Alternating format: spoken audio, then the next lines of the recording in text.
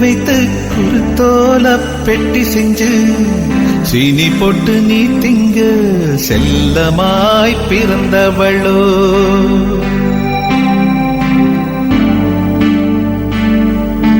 கொல்லையில தென்னை வைத்து குருத்தோல பெட்டி செஞ்சு சீனி போட்டு நீ திங்க செல்லமாய் பிறந்தவளோ.